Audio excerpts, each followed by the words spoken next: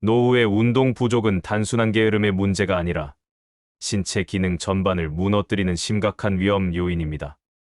특히 나이가 들수록 우리 몸은 근육과 관절을 유지하는 능력이 저하되는데, 이런 상태에서 움직임까지 줄어들면 신체의 밸런스는 빠르게 무너집니다. 먼저, 근육 감소증은 대표적인 노년기 건강 문제입니다.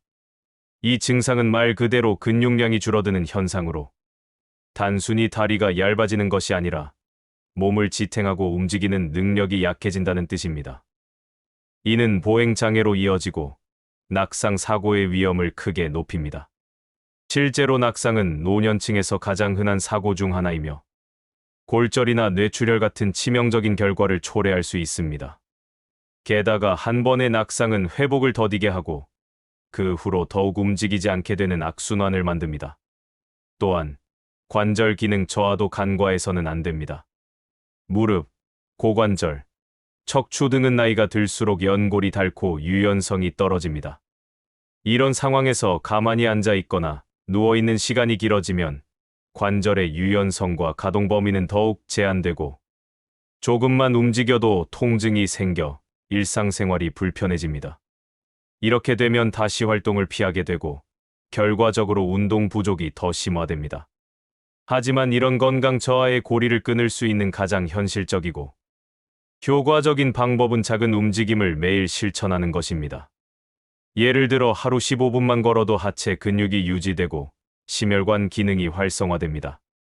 계단을 오르는 습관은 하체 근력 향상에 탁월하고, 실내에서도 앉았다 일어나기, 팔 돌리기, 다리 뻗기 등의 간단한 동작만으로도 신체 자극을 줄 수 있습니다.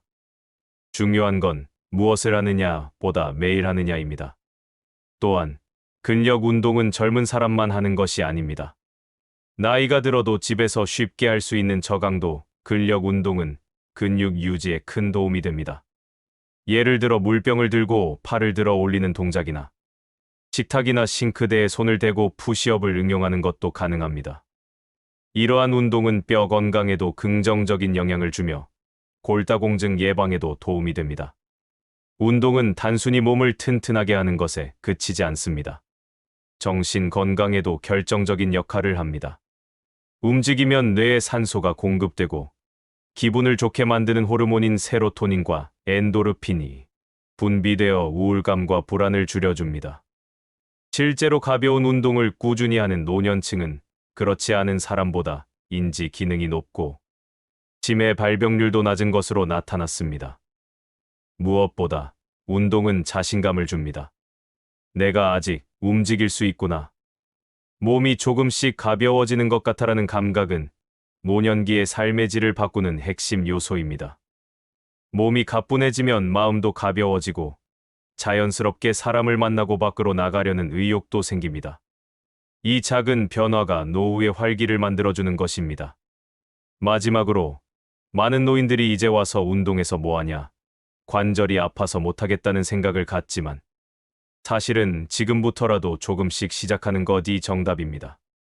처음엔 힘들 수 있지만 점차 몸이 적응하고 좋아지는 걸 느끼게 되면 그 자체가 큰 성취로 이어집니다. 운동은 더 이상 선택이 아닙니다. 노후의 건강을 지키는 의무이자 투자입니다. 오늘 지금 이 순간 자리에서 일어나 가볍게 다리를 움직이고 창밖을 바라보며 팔을 흔드는 것만으로도 건강한 내일의 문을 여는 첫걸음이 될 수 있습니다. 노년기의 건강은 단순히 운동에만 달린 것이 아닙니다. 매일 우리가 입에 넣는 음식이 결국 몸을 만들고 그 몸이 노후의 삶을 결정합니다. 그러나 많은 사람들이 나이가 들수록 식욕이 줄어들고 소화력이 떨어지는 것을 이유로 식사를 소홀히 하거나 대충 때우는 습관을 갖게 됩니다. 바로 이 점이 노년기 건강이 급격히 무너지는 두 번째 중요한 이유, 불규칙한 식습관과 영양 불균형입니다. 먼저, 노인들은 식사 횟수 자체가 줄어드는 경향이 있습니다. 아침은 거르고, 점심은 간단히 떡이나 빵으로 때우고, 저녁은 귀찮아 라면이나 김치에 밥만 먹는 식의 생활이 반복됩니다. 이렇게 되면 필수 영양소의 섭취가 턱없이 부족해지기 마련이고, 가장 먼저 손상되는 것은 체력과 면역력입니다. 특히 단백질 부족은 매우 심각한 문제입니다. 단백질은 근육을 구성할 뿐 아니라 호르몬, 효소, 면역세포의 재료이기도 합니다. 젊은 시절보다 노년기에 더 많은 단백질이 필요함에도 불구하고 현실은 그 반대입니다. 씹기 힘들다는 이유로 고기나 생선을 피하고 계란이나 두부도 귀찮아서 먹지 않다 보면 근육은 빠르게 줄어들고 체중은 줄지만 건강은 악화됩니다. 이는 앞서 언급한 낙상 위험을 더욱 높이고 회복력까지 떨어뜨립니다. 또한 칼슘과 비타민 D 부족은 뼈 건강에 치명적입니다. 골다공증은 소리 없이 찾아와 어느 날 갑자기 뼈가 부러지게 만듭니다. 특히 허리나 골반, 대퇴부의 골절은 거동을 어렵게 만들고 침대에서 벗어나지 못하는 상황으로 이어질 수 있습니다. 그런데 이런 칼슘과 비타민 D는 우유, 멸치, 달걀 노른자, 표고버섯 같은 일상적인 식품에서 섭취할 수 있지만 바쁘다는 이유, 귀찮다는 이유로 식사 자체를 대충 해버리면 섭취할 기회가 사라집니다. 그 외에도 비타민 B, C, 이와 같은 항산화 영양소도 중요합니다. 이들은 세포 손상을 줄이고 면역력을 지켜주는 역할을 합니다. 특히 비타민 B군은 피로 회복과 뇌 기능 유지에 중요하며 부족하면 집중력 저하, 무기력증, 우울감으로 이어질 수 있습니다. 많은 노년층이 겪는 이유 없는 무기력함은 사실 음식에서 비롯된 경우가 많습니다. 그렇다면 어떻게 해야 할까요? 대답은 거창한 식단이 아니라 꾸준하고 균형 잡힌 식사 습관입니다. 하루 3끼가 어렵다면 하루 2끼는 제대로 챙기고 부족한 부분은 간식이나 보충식으로 채우는 방식이 현실적입니다. 예를 들어 바쁜 아침엔 따뜻한 두유 한 잔에 바나나, 삶은 달걀 하나만 있어도 영양 균형이 어느 정도 갖춰집니다. 점심엔 제철 채소와 생선, 된장국이 있는 한식 정식 스타일이 가장 이상적입니다. 저녁엔 기름진 음식보다는 죽, 잡곡밥, 두부 반찬 등이 소화에 좋습니다. 그리고 식사에서 색깔을 의식하는 것도 중요합니다. 흰 밥, 흰 국, 흰 반찬만 먹는 식단보다는 녹색 채소, 노란색 계란, 붉은색 고기, 갈색 잡곡, 하얀색 두부를 조화롭게 넣는 것이 건강한 식사의 기본입니다. 이건 단순한 보기 좋음이 아니라 실제로 다양한 세계의 식품이 다양한 영양소를 갖고 있기 때문입니다. 수분 섭취도 놓치면 안 됩니다. 노인은 갈증을 덜 느끼는 경향이 있어 물을 적게 마시지만 이는 소화불량, 변비, 혈액순환 저하, 심지어 요로 감염까지 초래할 수 있습니다. 하루 68잔 정도의 물을 조금씩 나누어 마시는 습관이 필요합니다. 물 외에도 미지근한 보리차, 옥수수차, 맹물 같은 것이 좋습니다. 마지막으로 식사는 단순히 배를 채우는 것이 아닙니다. 식사는 삶의 리듬을 만드는 행위입니다. 규칙적으로 식사하는 것만으로도 하루가 정돈되고 삶에 활력이 생깁니다. 음식을 준비하고 천천히 씹으며 맛을 느끼는 시간은 신체 건강뿐 아니라 정신 건강에도 긍정적인 영향을 줍니다. 특히 혼자 사는 노인의 경우 식사를 함께 할 수 있는 식사 모임이나 복지관, 지역 커뮤니티를 활용하는 것도 좋은 방법입니다. 불규칙한 식사와 영양 불균형은 하루 이틀의 문제가 아닙니다. 그러나 하루 한 끼라도 의식적으로 바꾸는 순간 건강도 그만큼 반응합니다. 식사는 약이고 예방이고 삶을 지탱하는 힘이라는 것을 기억하고 오늘 저녁부터라도 내 몸을 위한 한 상을 정성껏 차려보는 것이 건강한 노후의 첫걸음이 될 수 있습니다. 노년기에 급격한 건강 악화를 초래하는 세 번째 이유는 바로 만성질환 관리의 소홀함입니다. 고혈압, 당뇨병, 심혈관 질환, 고지혈증, 관절염 같은 만성질환은 대부분 갑작스레 생기는 병이 아니라 수년 혹은 수십 년에 걸쳐 서서히 진행되는 조용한 질병입니다. 그러나 이처럼 몸속에서 조용히 진행되는 질환일수록 더 무섭고 방심할수록 치명적인 결과로 이어집니다. 많은 노년층이 이 나이에 다 그렇지. 조금 피곤한 건 당연하지. 약 없이도 견딜 수 있어라며 몸의 작은 이상 신호를 무시합니다. 하지만 이러한 방치는 결과적으로 건강을 빠르게 무너뜨립니다. 예를 들어 고혈압을 제대로 조절하지 않으면 혈관이 딱딱해지고 결국 뇌졸중이나 심근경색 같은 중대한 질병으로 이어질 수 있습니다. 당뇨 역시 혈당이 높다고 해서 당장 아픈 것이 아니기 때문에 관리를 게을리하기 쉬운데 장기적으로는 신장 기능 저하, 실명, 신경 손상, 심장병 등 다양한 합병증을 유발합니다. 특히 고령자가 흔히 겪는 복합만성 질환은 서로 영향을 주고받습니다. 예를 들어 당뇨가 있으면 고혈압이 생기기 쉽고 고혈압은 심장질환을 불러옵니다. 또 관절염으로 움직임이 줄어들면 체중이 증가하고 그로 인해 혈당과 혈압 조절이 어려워지는 악순환에 빠질 수 있습니다. 그래서 단순히 한 가지 병만을 관리한다고 해서 건강을 지킬 수는 없으며 전반적인 건강관리 전략이 필요합니다. 이러한 만성질환을 효과적으로 관리하기 위해 가장 중요한 것은 정기적인 건강검진과 정확한 진단입니다. 병이 있더라도 조기에 발견하면 대부분 약물이나 생활습관 개선으로 관리가 가능합니다. 그러나 조기 진단 없이 증상이 심해질 때까지 방치하면 치료의 폭은 좁아지고 후유증은 커집니다. 특히 남성보다 여성 노인이 건강검진을 소홀히 하는 경우가 많아 건강 불균형이 더 심해지기도 합니다. 다음으로 중요한 것은 꾸준한 약 복용과 정확한 복약 관리입니다. 노년층은 약을 잊거나 중간에 임의로 끊는 경우가 많습니다. 약 먹으면 속이 안 좋아, 혈압이 괜찮길래 며칠 안 먹었어 같은 판단은 매우 위험합니다. 혈압이 괜찮은 이유는 약을 복용했기 때문이며 그 상태에서 약을 끊으면 다시 상승하는 것은 시간 문제입니다.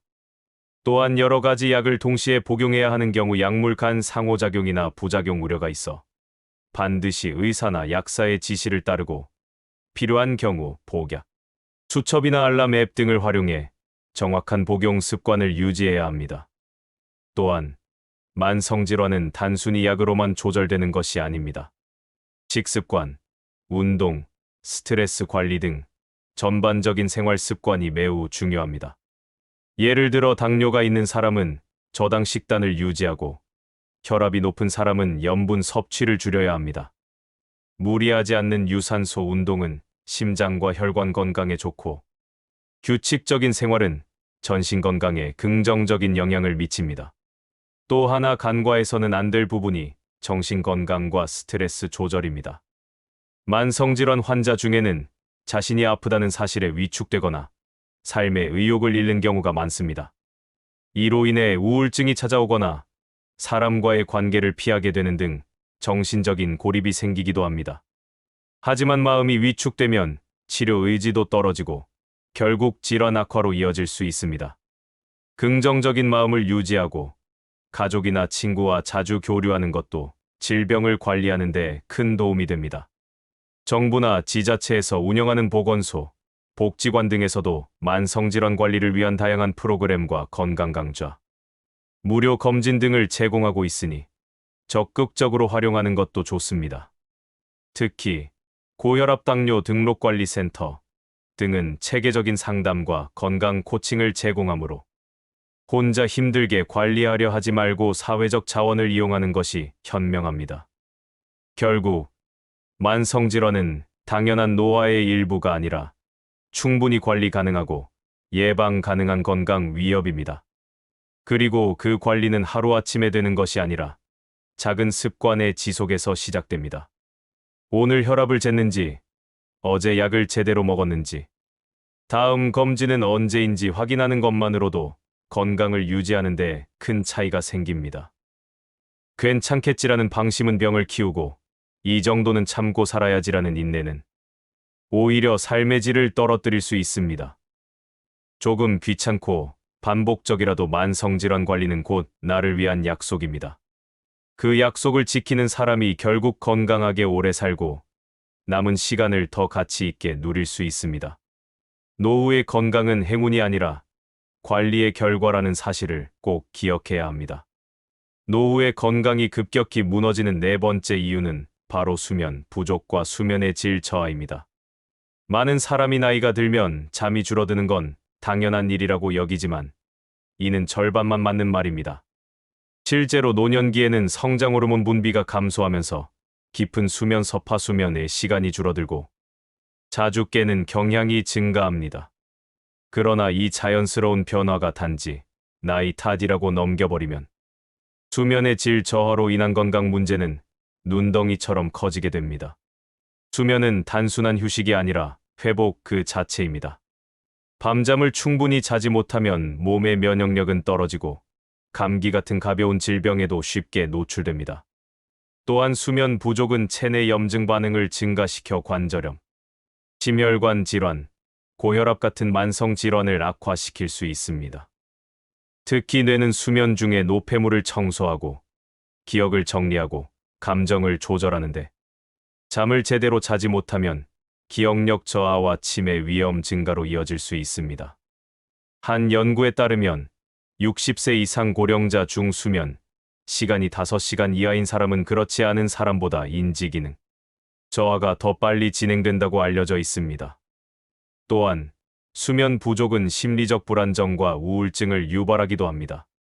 밤새 뒤척이고 충분한 잠을 자지 못하면 낮 동안 졸리고 짜증이 나며 감정 조절이 어려워집니다. 이러한 상태가 반복되면 사람들과의 관계도 소원해지고 점점 사회적 고립으로 빠질 위험도 커집니다. 그렇다면 어떻게 수면 문제를 예방하고 해결할 수 있을까요? 첫째, 규칙적인 수면 습관이 중요합니다. 매일 같은 시간에 자고 같은 시간에 일어나는 리듬을 유지해야 합니다. 주말이라고 늦게 자거나 늦게 일어나는 것이 오히려 생체 시계를 망가뜨릴 수 있습니다. 둘째, 수면 환경을 정비해야 합니다. 침실은 어둡고 조용하며 시원하게 유지하는 것이 좋습니다. 이상적인 온도는 1822도이며 두꺼운 이불보다는 통기성이 좋은 침구가 바람직합니다. 소음이 심한 경우 백색 소음기나 잔잔한 음악을 활용해도 도움이 됩니다. 셋째, 자기 전 루틴을 만들기입니다. 취침 1시간 전부터는 조명을 낮추고 스마트폰이나 TV 대신 책을 읽거나 가벼운 명상을 해보는 것도 좋습니다.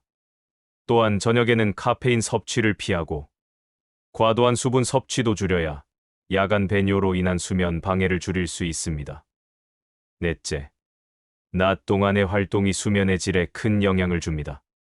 햇볕을 쬐며 산책을 하거나 가벼운 운동을 하면 멜라토닌 분비가 활성화되어 밤에 잠이 잘 옵니다.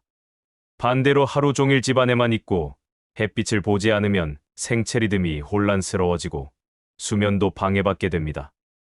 만약 위의 방법들을 실천했음에도 불구하고 계속해서 수면 문제가 지속된다면 단순한 불면증이 아닌 수면 무호흡증, 하지불안 증후군, 주간 과다졸림증 같은 수면 장애일 수도 있습니다. 이런 경우에는 반드시 병원에서 정확한 진단을 받고 치료를 받아야 합니다. 실제로 고령자의 많은 수면 문제가 기저질환과 연관되어 있으며 그 원인을 해결해야 비로소 수면의 질이 회복됩니다. 결국 좋은 수면은 좋은 노후의 바탕입니다.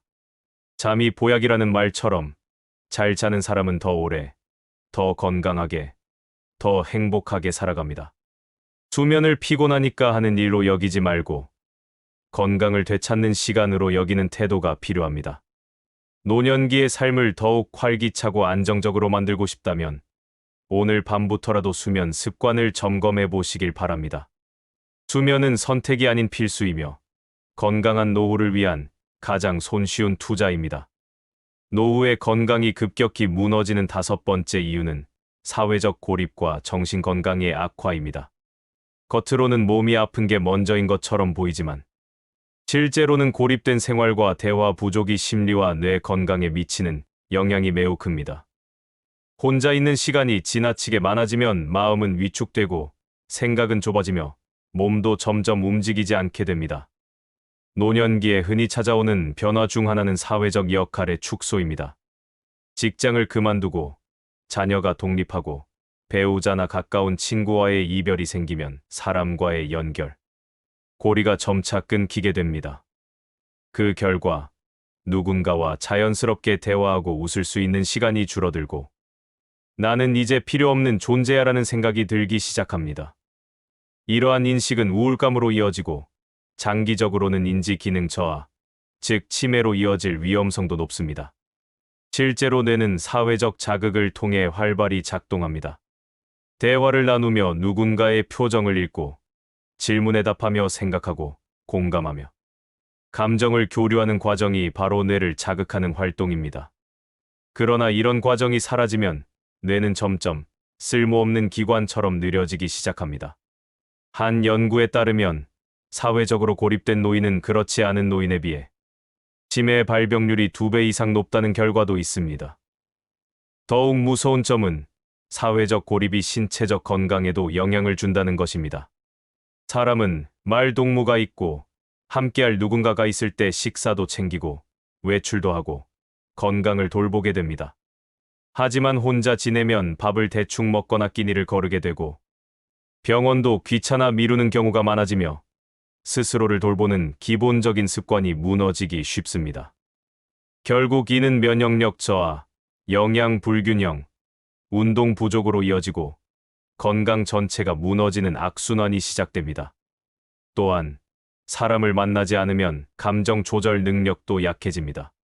누군가에게 짜증을 냈을 때 사과하거나 반성하는 과정을 통해 우리는 감정을 다듬지만 혼자 있을수록 그러한 훈련 기회가 사라지고 자칫 감정이 거칠어지거나 예민해지기 쉽습니다. 이로 인해 가족과의 관계까지 불편해지고 더욱 고립되는 결과를 낳습니다. 그렇다면 어떻게 이 사회적 고립을 극복할 수 있을까요? 첫째, 의식적으로 사람 만나는 예를 생활 속에 넣어야 합니다. 꼭 많은 사람을 만나야 할 필요는 없습니다. 일주일에 한두 번이라도 이웃, 친구, 자녀와 짧은 통화나 차 한 잔을 나누는 것만으로도 충분한 효과가 있습니다. 누가 먼저 연락하겠지가 아니라 내가 먼저 연락해보자는 마음이 필요합니다.